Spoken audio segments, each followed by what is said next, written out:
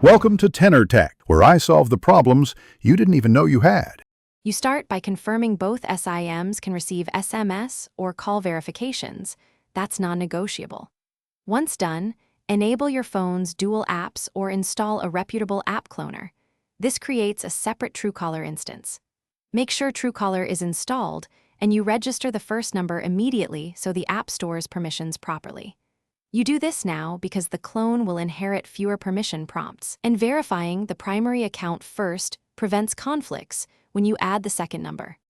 Next, open the clone Truecaller and register with your second SIM number using SMS or call verification.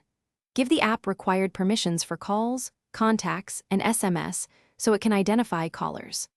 Once verified, adjust caller ID settings inside that Truecaller instance and set it as the default for the SIM you want it to represent. On Android, map each app instance to the corresponding SIM in phone app settings. Doing this ensures each SIM has its own active Truecaller identity and proper incoming ID behavior. Finally, test. Call contacts from each SIM and receive calls to verify distinct Truecaller ID show correctly. Make sure both app instances are allowed background data and auto start so real-time identification works. Update both regularly to pull new spam lists. If something goes wrong, don't panic.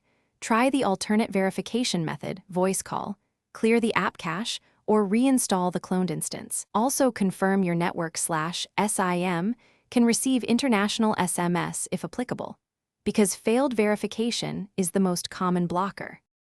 Thanks for watching. Subscribe to keep your life in tune.